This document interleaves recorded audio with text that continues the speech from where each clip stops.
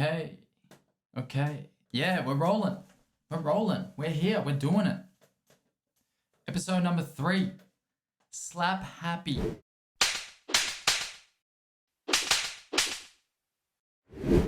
Slap happy. Slap happy. Hey guys, welcome to Slap Happy. Oh man, there's a story I'm gonna tell about that one day. Not right now though. Hey guys, welcome to Slap Happy. Hey, no, genuinely, welcome. This is my 3rd episode. I was only talking not too long ago about how I was struggling to get one of these motherfuckers started.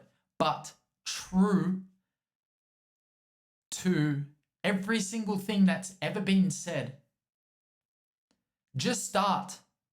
Literally just start. Start. Do it. Put pen to paper, press record, tie up your shoelaces, fucking cut out that food, start that supplement, do whatever. Just start. The rest will figure itself out if you want it to.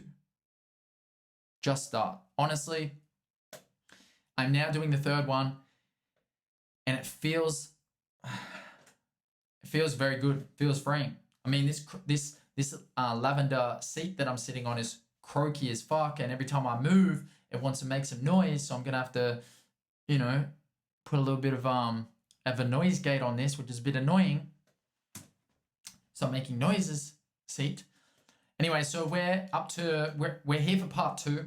Okay, this is part 2 of my journey up until now, civilian.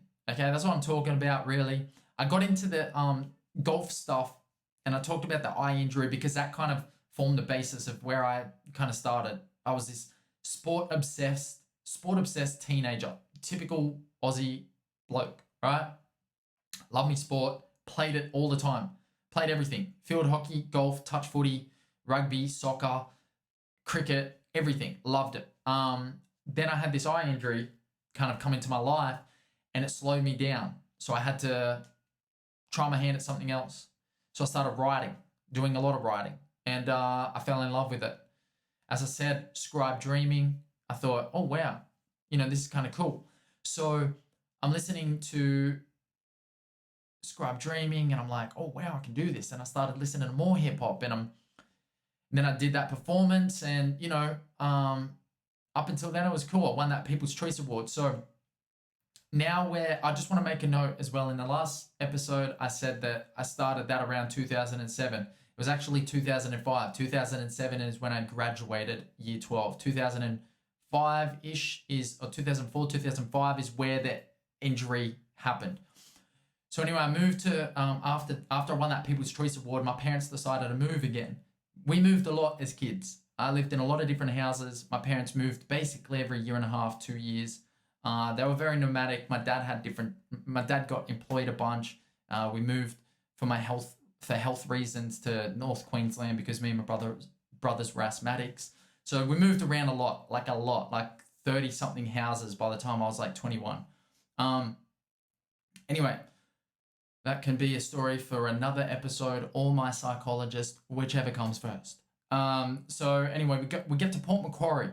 Okay, we go to Port Macquarie. I go to this new school. At this stage, I'm starting to rap. Like, I'm actually writing, rapping over instrumentals mainly, but I'm starting to do it. Then I kind of pick a name. I pick a rap name. My first rap name, SUREEL. SUREEL. And I used to say it like that. SUREEL. Like real. Because that was a cool thing. You used to spell your rap name. That was a rap thing. So I would spell it a lot. I obviously didn't spell it the correct way because that would not be hip hop. There was a lot of, hijack and torture, disaster. I don't know. You could go on forever about rappers with names that are spelled incorrectly because that was hip hop for a long time. Still might be. Definitely the trend has died down, but that was cool at the time. So I was SUREEL. Anyway, I remember I used to do these kids volunteer camps when I was like 16, 17. I volunteered for St. Vincent de Paul, and we did these kids camps. One of the kids camps leaders that I was friends with, Anine, I went and recorded. She had recording gear because she was a muso. She was a bit older than me. She was a muso. She was cool. So I went to her house and we recorded a song called Shining Light, which was me rapping over the song by Fat Joe and Lil Wayne called Make It Rain. And I rapped over the instrumental. I found the instrumental, made a song called Shining Light. And the original was like, I make it rain on these hoes, I make it rain. I make it rain on these hoes, I make it rain. It was a good song. I loved it. I loved the song. But I thought, yeah, I'll fuck this. I'll you know what I'm saying? And so I did my thing on it, which was incredibly, it was a lot worse, you know, because I kind of ruined a good thing. But it was me trying to find my voice. Anyway, that was the start of it. I put that song out to I think I had it on MySpace. And it was funny. I built like a little bit of a MySpace following, like all rappers back in those days. And this is only coming back to me now. Wow. But yeah, I kind of built like a little bit of a MySpace following. People liked the song Shining Light. I started doing these other mixtape songs. Anyway, we moved from there in Port Macquarie down to the Central Coast, where I was actually born in Gosford. I went to year 12 at a school called St. Edward's Christian College in Gosford. That's where I finished year 12. And this is where I started to really develop into my skin as SUREEL. I really started to embody a rapper. I would write all the time. I'd study rapping. I would listen to rappers. It consumed me. Hip hop consumed me. I would go to parties and I'd freestyle. I would freestyle everywhere, and I would I'd get into rap battles on the I'd rap battle everyone. Kids would come up to me, "Hey, SUREEL, rap battle," and I'd be like, "Yo, check it. You behind. What's the time? Sucker." And everyone, obviously, because no one else could rap, everyone thought it was incredible. So it was good. It was good. You know, it was kind of me continuing to do what I had done. I kind of always tried to find a way to set myself apart or be weird or just kind of like have my own little lane. And rapping, I was starting to really grow into my skin as this weird rapper dude. Anyway, that was cool, but I actually really enjoyed doing it as well. It was cool for the oh, look at that kid or whatever. That was cool, but I loved it. So I'd freestyle at parties. I'd freestyle in the, at school. Teachers used to break up the freestyle battles, the rap battles, because they thought we were fighting. Then it got banned. Actually, my schoolyard battling got banned. But it was good. It was, I loved it. Anyway, I don't know what I did for maybe a couple of years. What did I do? Year 12. Yeah, so at the year 12 formal, I actually performed a couple of songs and I got voted. Here we go. I got voted. First, I got the award for first to become famous, and god damn it, was that a shot in the foot, a lead weight, a burden that nobody really needs. And it goes. The reason I say that is because it goes to an idea about being praised for having potential, which is something I'll talk about later, I assume. But just this idea of having potential and not really having it amount to anything, because really potential means nothing unless you have discipline and self-belief. And even though I had like an ego, but I don't know if I really had self-belief. I definitely didn't have discipline. So when you just get praised for having potential, kind of goes to your head a little bit. And if you don't have self-belief and if you don't have discipline, it's really hard to convert that praise into something tangible. It really has to come from within, and I didn't have the tools to be able to convert that properly. So anyway, I kind of life continued after high school. I would write periodically, work on music periodically, but I didn't follow it passionately. I loved it to a certain extent, but it wasn't. I was more concerned with other shit, really. Let's put it bluntly. So I moved to Sydney with a friend. I got a job at the casino. Moved in with my two best friends, Gary and Amiz. Shout them out. We moved in together. We're all young. We're all 21, whatever. And I had a lot of money at the time. And the reason I had a lot of money is going back to the previous episode, the eye injury. So we ended up suing the golf course. I got a large chunk of money. It was not 6 figures. It was almost 6 figures. I'm not going to disclose the exact number. Fuck it. I got $90,000 into my bank account as a fresh-faced 20-year-old who had never had more than like 200. Okay? $90,000. So that's a lot of money, especially back then, especially, that fixed, the term deposit accounts, you could get like 7.5%, 8%, I think, on a term deposit. So I slapped a lot of the money in there. I gave a bunch to my Oma and Opa. I gave a bunch to my Nan and Pop. I gave a bunch to my parents who had like foot the bill for a lot of the medical expenses. I gave some to my brothers, whatever. I gave some to my family, people that I love, but I kept a lot of it. I think I maybe had 50 to 60 grand in my bank account. Anyway, I get into working at the casino. I got a lot of money. I'm working at the casino, which is owning me a lot of money as well, like $1,000 a week. So I got a lot of money. I got a lot of time. I don't have discipline. I don't really have a sense of direction or self-belief. And I put myself in a position where I kind of set myself up for failure. So before I got to the failure bit, I started working on music with a producer on the Central Coast that my brother Dave had met. So Dave had met this guy named Ron Francois. We got to know each other. And then I had been working in GarageBand, producing my own backing tracks, which I took to Ron. He reproduced them, kind of touched them up. I recorded at his place, and we put out an EP. It was called the SUREEL EP. It had 4 tracks. It was Yesterday, As the Days Go By, Tell Me, and Music Talks. And I had a buddy who I worked at the casino with. His name was Andrew McKissy. He sung on the hooks. So I put that out, and it was cool. Like I had my own little thing, and that was kind of fun. Music hit the brakes really hard shortly after that, because I had developed a somewhat of a gambling addiction, I would say. A lot of free time, a lot of money. I kind of put myself in a really poor position, and I ended up essentially gambling the majority of the money that I had in my bank account. Now, total number I gambled, fucking who knows?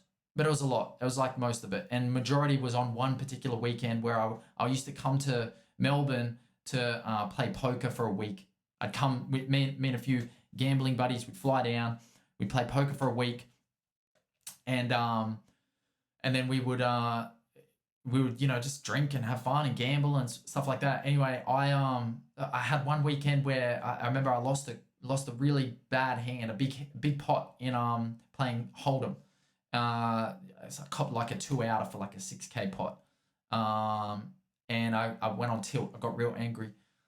Went to the bar, started having some shots. Anyway, one thing led to another. I'm doing fucking $5,000 hands in baccarat. I'm doing like $10,000 spins in roulette. Totally just blew everything in one night, basically. I had kind of been building up to this, but it was essentially done in one night, most of the damage. So much so that me and my buddies were left with, we'd all gambled a lot. I think collectively, between 3 of us, I think we'd probably blown like 50, 60 grand in 1 or 2 days at Crown. Which is, what, I don't know, I think it's what 21-year-olds do. Didn't feel good though. And I had to borrow money to get a flight home. Then I had to go home because I had actually quit at the casino to play poker full time. Oh yeah, I forgot that bit. So I'd quit at the casino to play poker full time. I was actually a decent poker player. I could make money playing poker. I just didn't have self-discipline, that thing we talked about before. And I think self-belief fed into the fact that I didn't see myself as being worth enough to stop myself from doing some of the things that I did, which was to gamble on roulette and baccarat and blackjack and stuff like that. Pokies, a lot of pokies. So I would win at poker, and then I would essentially just go dump it all playing table games. And yeah, that led me to that point, which was probably the lowest point in my life, where I had to borrow money to get a flight back to Sydney to tell my two best friends that I could not afford to pay rent because I didn't have a job and I just blown everything that was in my bank account. And I didn't know where to get money from. I couldn't go to my parents because I was like, I mean, I could have, but I didn't know it at the time, obviously. I couldn't go to my parents and be like, oh, mom and dad, can I just borrow $1,500 for this month's rent? I just torched that $60K in roulette. Funny that, you can't do that. So I said to them, hey, I just got to move out. I'm really sorry to put you in this position. I think I said that. I don't know what I said. I was probably a bitch cunt about it, to be honest. I was probably a dick about it. I probably didn't handle it very well. I can't really remember, but I do remember having to go back home and confront my parents about it. Eventually, I tried to put up a little bit of a facade, because what I would used to do is I would used to go back home, and because I had so much money, I'm balling, blah blah blah, I'm wearing the Louis, the Gucci. No, I wasn't really, but I would come home and I would act like I got all this money, and I would I'd buy groceries for the house. I'd come in, $400 worth of groceries. Boom, Matt's got it. Matt's got it. Matt's got it. Oh, you want that? Matt's got it. Anyway, when I lost the money and I had to go back home, I wanted to keep that front up. So I actually borrowed money to go back home and buy the groceries, or, just look like I still had money. My mum reckoned she knew already. My mum reckoned she could tell. She probably could. My heart was in two pieces on the ground somewhere, and that would have been obvious to people around me, especially the ones that love me. Eventually, I had to come clean with them, and I remember breaking down and just being like, look, I lost it all. And it was really heavy. And from that moment on, I really struggled. I had probably, it's a really dark time in my life after that. I honestly don't remember heaps of it, because I was either in a incredibly sedentary state where I was like depressed, laying in bed all day, or staying up all night. I still had the gambling addiction. So anytime I would get money, whether that be Centrelink or, I'd borrow a bit of money off a friend, or whatever, I would play online poker. I'd play on full tilt, and I would try to win, like grind up, I'd win a free roll. I'd get $5. I'd try to grind that into 10, make that into 20, play a couple of sit and goes. Now I've got 50. Now I'm going to play some cash games, 10, 25, six max, $20 buy-in, $25 buy-in. Now I'm up to 100. Now I'm up to 200. And then boom, all gone. And then I'll try that again, and I'll try that again. Because I didn't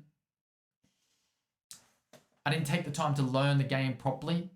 I was only trying to rely off like a basic set of skills, and once the gamble got introduced, it just didn't work. So I would go on that route for a little while, probably 21 to 24 or something, maybe 25, I don't know.